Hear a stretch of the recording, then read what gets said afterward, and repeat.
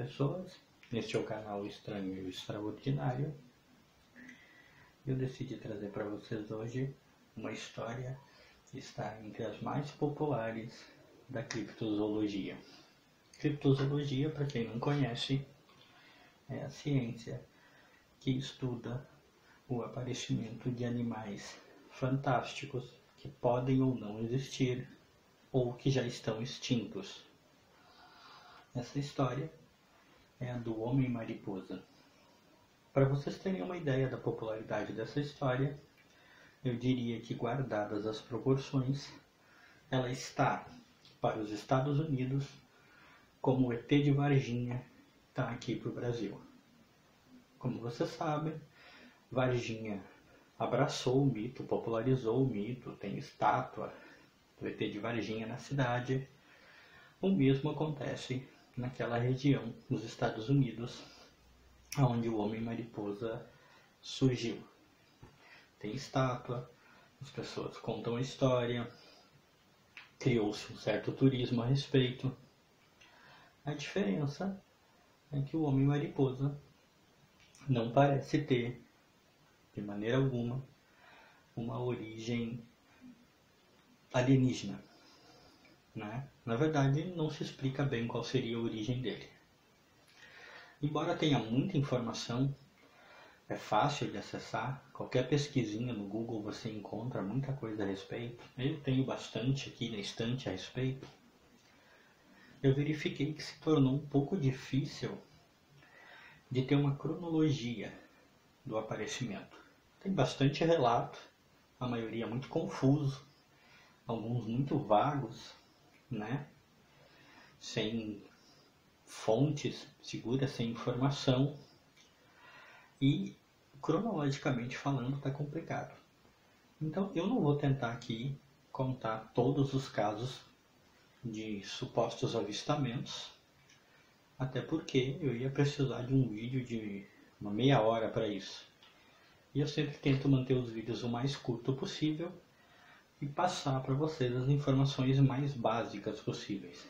Então, eu montei uma cronologia dentro daquilo que pareceu o mais fiel, o mais plausível, e decidi relatar apenas os primeiros casos de avistamento e aquele que seria o caso mais importante e que mais repercutiu, né?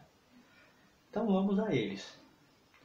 O primeiro avistamento do Homem-Mariposa teria se dado na Virgínia em 1961. Uma mulher que estava dirigindo, voltando para casa à noite, de repente percebeu que havia alguma coisa bloqueando a estrada. A uma certa distância ela já notou. Quando ela se aproximou e os faróis do carro incidiram sobre o ser, sobre o que ela pensou a princípio ser um animal, ela percebeu que se tratava de uma criatura muito estranha, muito grande, que parecia não ter pescoço. Era como se a cabeça e o resto do corpo fossem uma coisa só. Tinha braços, pernas, uma forma humanoide definida. E a criatura, ao vê-la, né, olhou para ela, olhou para o carro, ela tinha olhos vermelhos imensos, e a criatura não a atacou, mas decolou diretamente para cima. O que é uma impossibilidade. Qualquer animal com uma envergadura razoável não consegue decolar direto para cima. É como um avião, ele precisa avançar para frente um pouco, ele precisa decolar. E este animal, este ser, teria decolado direto para cima. Uma outra questão é que ela disse que quando o Homem-Mariposa abriu as asas, ele ocupou quase a estrada inteira, o que dava a ele mais ou menos o tamanho de um pequeno avião. Pois bem, passou-se algum tempo, sem relatos de grande importância, até que em 1966, 5 homens, também na Virgínia, estavam num cemitério cavando uma cova, preparando uma cova, quando avistaram este ser sobrevoando o cemitério. A descrição deles é muito parecida com a dela. Eles descreveram como um ser de aparência acinzentada, que parecia ter o corpo coberto de pelos, né? O pelo cinza, olhos vermelhos imensos e muito grande, eles estimaram o tamanho em uns 2 metros. O ser apenas cruzou o cemitério.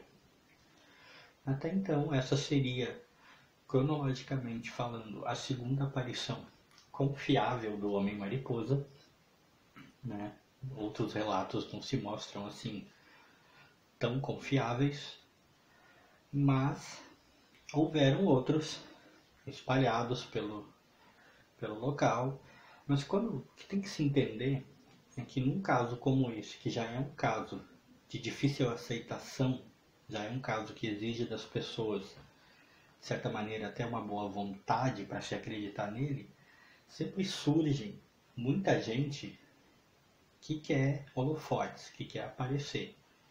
Muita gente que fala que viu o que não viu, muita gente que afirma o que não aconteceu. Então, um relato mais confiável depois da primeira aparição seria esse de 66. Os outros relatos confusos, inconfiáveis, nada a ver.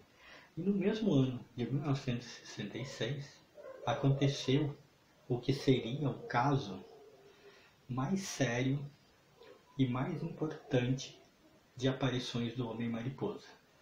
Um casal também andando com seu carro à noite, ao passar próximo ao prédio de uma antiga fábrica de explosivos abandonada, avistou um ser imenso sobrevoando o local e parado depois em cima do prédio.